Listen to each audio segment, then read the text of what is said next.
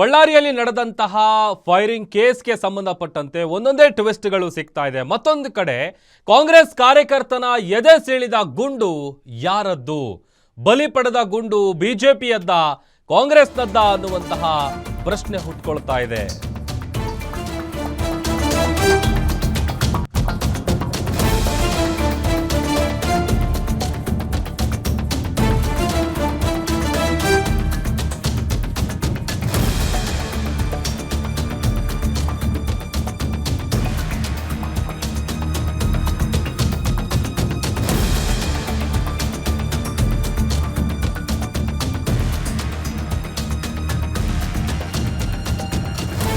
ಕಾಂಗ್ರೆಸ್ ಕಾರ್ಯಕರ್ತನ ಎದೆ ಸೀಳಿದ ಗುಂಡು ಯಾರದ್ದು? ಬಲಿ ಪಡೆದ ಗುಂಡು ಬಿಜೆಪಿಯದ್ದ, ಕಾಂಗ್ರೆಸ್ನದ್ದ? ಬಳ್ಳಾರಿ ರಕ್ತ ರಾಜಕೀಯಕ್ಕೆ ಸ್ಫೋಟಕ ವಿಡಿಯೋ ಸಾಕ್ಷಿ ಸಿಗ್ತಾ ಇದೆ. ಗ್ಯಾರಂಟಿ ನ್ಯೂಸ್ನಲ್ಲಿ ಎಕ್ಸ್ಕ್ಲೂಸಿವ್ ದೃಶ್ಯಗಳು. ಜನಾರ್ದನ್ ರೆಡ್ಡಿ ಮನೆ ಬಳಿ ಫೈರಿಂಗು, ಕಲ್ಲು ತೂರಾಟ, ಘರ್ಷಣೆಯ ಸ್ಫೋಟಕ ದೃಶ್ಯಗಳು ಒಂದೊಂದೇ ವೈರಲ್ ಆಗ್ತಾ ಇದೆ. ಜನಾರ್ದನ ರೆಡ್ಡಿ ಮನೆ ಬಳಿ ಗುಂಪು ಗುಂಪಾಗಿ ಕಲ್ಲು ತೂರಾಟ ನಡೆದಿತ್ತು. ಮತ್ತೊಂದು ಕಡೆ ಫೈರಿಂಗ್ ಮಾಡುವಂತಹ ಭಯಾನಕ ದೃಶ್ಯ ಕೂಡ ಸರಿಯಾಗಿದೆ. ಘರ್ಷಣೆಯ ಸ್ಫೋಟಕ ದೃಶ್ಯಗಳು ಒಂದೊಂದೇ ವೈರಲ್ ಆಗ್ತಾ ಇದೆ. ಈಗ ಒಂದ್ ಕಡೆ ಆಲ್ರೆಡಿ ಒಂದು ಸುಬಟೋ ಸೇರಿದಂತೆ 4 ಪ್ರತ್ಯೇಕ ಕೇಸ್ಗಳು ದಾಖಲಾಗಿದೆ. ಮತ್ತೊಂದಷ್ಟು ಎಕ್ಸ್ಕ್ಲೂಸಿವ್ ವಿಡಿಯೋಗಳು ಸಿಗ್ತಾ ಇದೆ. ದೃಶ್ಯದಲ್ಲಿ ಗಮನಿಸ್ತಾ ಇದ್ದೀರಿ, ಕಲ್ಲು ತೂರಾಟ ನಡೀತಾ ಇತ್ತು, ಆ ವೇಳೆ ಫೈರಿಂಗ್ ನಡೆಯುತ್ತೆ. ಫೈರಿಂಗ್ ಮಾಡುವಂತಹ ಭಯಾನಕ ದೃಶ್ಯ ಸರಿಯಾಗಿದೆ.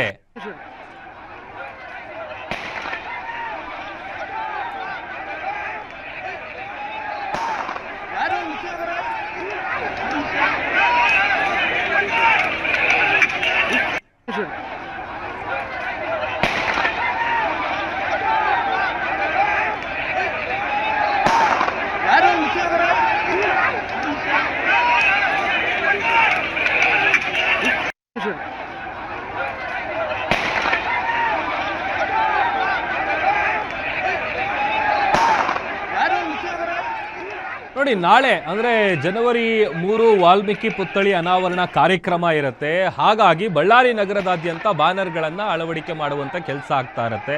ಅದೇ ರೀತಿ ಅವಂಬಾವಿಯ ಜನಾರ್ದನ್ ರೆಡ್ಡಿ ಅವರ ನಿವಾಸದ ಮುಂದೆ ಬ್ಯಾನರ್ ಅನ್ನು ಅಳವಡಿಸುವುದಕ್ಕೆ ಮುಂದಾಗ್ತಾರೆ. ಆಗ ಅವರ ಬೆಂಬಲಿಗರು ಅದಕ್ಕೆ ವಿರೋಧ ವ್ಯಕ್ತಪಡಿಸ್ತಾರೆ. ಅಲ್ಲಿಂದ ಶುರು ಆಗುತ್ತೆ ನೋಡಿ ಗಲಾಟೆ. ಆ ಜಗಳ, ಗಲಾಟೆ ಎಲ್ಲಿವರೆಗೂ ಹೋಗುತ್ತೆ ಅಂತ ಅಂದ್ರೆ ಒಬ್ಬ ಅಮಾಯಕ ಕಾಂಗ್ರೆಸ್ ಕಾರ್ಯಕರ್ತನ ಜೀವ ಬಲಿ ಪಡೆಯುವವರೆಗೂ ಹೋಗುತ್ತೆ. ಅದಾದ್ಮೇಲೆ ಜನಾರ್ದನ್ ರೆಡ್ಡಿ ಹಾಗೂ ಶಾಸಕ ಭರತ್ ರೆಡ್ಡಿ ಬೆಂಬಲಿಗರ ನಡುವೆ ಒಂದು ದೊಡ್ಡ ಮಟ್ಟದ ಸಂಘರ್ಷಕ್ಕೆ ಕಾರಣ ಆಗುತ್ತೆ. ಈ ಸಂಘರ್ಷದ ನಡುವೆ ಸಿಡಿದಂತಹ ಗುಂಡಿಗೆ ಕಾಂಗ್ರೆಸ್ ಕಾರ್ಯಕರ್ತ ರಾಜಶೇಖರ್ ತನ್ನ ಜೀವ ಕಳ್ಕೊಳ್ತಾನೆ. ಕಾಂಗ್ರೆಸ್ಸಿಗರು ಜನಾರ್ದನ್ ರೆಡ್ಡಿ ಬೆಂಬಲಿಗರ ವಿರುದ್ಧ ಬೊಟ್ಟು ಮಾಡ್ತಾ ಇದ್ದಾರೆ. ಆದರೆ ಈ ಕಡೆ ಫೈರಿಂಗ್ ಮಾಡುವಂತಹ ಭಯಾನಕ ದೃಶ್ಯ ಏನಿದೆ ಅದು ಕೂಡ ಸರಿಯಾಗಿದೆ. ಈಗ ಸಾಕಷ್ಟು ಅನುಮಾನಗಳು, ಸಾಕಷ್ಟು ಪ್ರಶ್ನೆಗಳು. ಯಾಕಂತಂದ್ರೆ ಆತ ಮಿಸ್ಫೈರ್ ಆಗಿದ್ದು ಅಂತ ಏನು ಆರಂಭದಲ್ಲಿ ಹೇಳಲಾಗ್ತಾ ಇತ್ತು, ಬಟ್ ಆತ ಇಂಟೆನ್ಷನಲಿ ಅವರ ನಿವಾಸದತ್ತ ಆತ ಫೈರಿಂಗ್ ಮಾಡಿರುವಂತಹ ವಿಡಿಯೋಗಳು, ಒಂದೊಂದೇ ವಿಡಿಯೋಗಳು ಈಗ ವೈರಲ್ ಆಗೋದಕ್ಕೆ ಸ್ಟಾರ್ಟ್ ಆಗಿದೆ.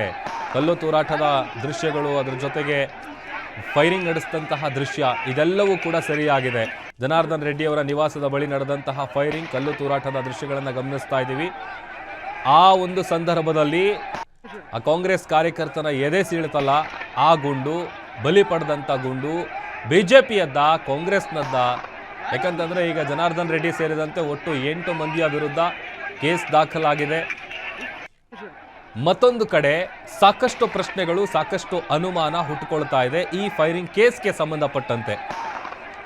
ನೋಡಿ, ಒಂದು ಸಣ್ಣ ಕಲ್ಪನೆ ಕೂಡ ಇರಲಿಲ್ಲ, ಬಟ್ ಈಗ ಬಿಜೆಪಿ ಲೀಡರ್ಸ್ಗಳು, ಮತ್ತೊಂದು ಕಡೆ ಕಾಂಗ್ರೆಸ್ನ ನಾಯಕರು ಕೂಡ ಈ ವಿಚಾರವಾಗಿ ಪ್ರತಿಕ್ರಿಯೆಗಳನ್ನು ಕೊಡ್ತಾ ಇದ್ದಾರೆ. ಅಲ್ಲಿ ಗುಂಡು ಹೊಡೆದಿದ್ದು ಕಾಂಗ್ರೆಸ್ನವರು, ಅಲ್ಲಿ ಬಲಿಯಾಗಿದ್ದು ಕಾಂಗ್ರೆಸ್ನ ಕಾರ್ಯಕರ್ತ, ಬಟ್ ಆದರೆ ಬಿಜೆಪಿಯವರ ವಿರುದ್ಧ ಆರೋಪ ಮಾಡ್ತಾ ಇದ್ದಾರೆ. ಈ ಥರದ್ದೆಲ್ಲ ಒಂದಷ್ಟು ಹೇಳಿಕೆಗಳನ್ನು ಅತ್ತ ಬಿಜೆಪಿಯ ನಾಯಕರು ಕೊಡ್ತಾ ಇದ್ದಾರೆ, ಇತ್ತ ಕಾಂಗ್ರೆಸ್ನ ನಾಯಕರು ಕೂಡ ಈ ಘಟನೆಯ ವಿಚಾರಕ್ಕೆ ಸಂಬಂಧಪಟ್ಟಂತ ಹೇಳಿಕೆಗಳನ್ನು ಕೊಡ್ತಾ ಇದ್ದಾರೆ. ಇದೆಲ್ಲದರ ನಡುವೆ ಅಲ್ಲಿ ಎಕ್ಸಾಕ್ಟ್ ಆಗಿ ಏನು ನಡೆದಿತ್ತು, ಗಲಾಟೆ ಆದಂಥ ಸಂದರ್ಭದಲ್ಲಿ ಅಲ್ಲಿ ಪರಿಸ್ಥಿತಿ ಹೇಗಿತ್ತು, ಇದಕ್ಕೆ ಸಂಬಂಧಪಟ್ಟಂತೆ ಒಂದೊಂದೇ ವಿಡಿಯೋಗಳು ಈಗ ವೈರಲ್ ಆಗೋದಕ್ಕೆ ಕೂಡ ಸ್ಟಾರ್ಟ್ ಆಗಿದೆ. ಬಳ್ಳಾರಿಯ ರಕ್ತ ರಾಜಕೀಯಕ್ಕೆ ಸಾಕ್ಷಿಯಾಗಿದೆ ಈ ಎಲ್ಲ ವಿಡಿಯೋಗಳು. ಈ ಕಾಂಗ್ರೆಸ್ ಕಾರ್ಯಕರ್ತನ ಎದೆ ಸೀಳ್ತಲ್ಲ, ಆತನ ಜೀವ ಬಲಿ ಪಡ್ಕೊಳ್ತಲ್ಲ, ಆ ಒಂದು ಗುಂಡು ಬಿಜೆಪಿಯದ್ದ, ಕಾಂಗ್ರೆಸ್ನದ್ದ? ಸಹಜವಾಗಿ ಇಂಥ ಸಂದರ್ಭದಲ್ಲಿ ಯಾರು ಕೂಡ ರಾಜಕಾರಣ ಮಾಡೋದಿಲ್ಲ, ಬಟ್ ಆದರೆ ಇದು ಕೂಡ ಪೊಲಿಟಿಕಲ್ ಟಚ್ ಪಡ್ಕೊಳ್ತಾ ಇದೆ.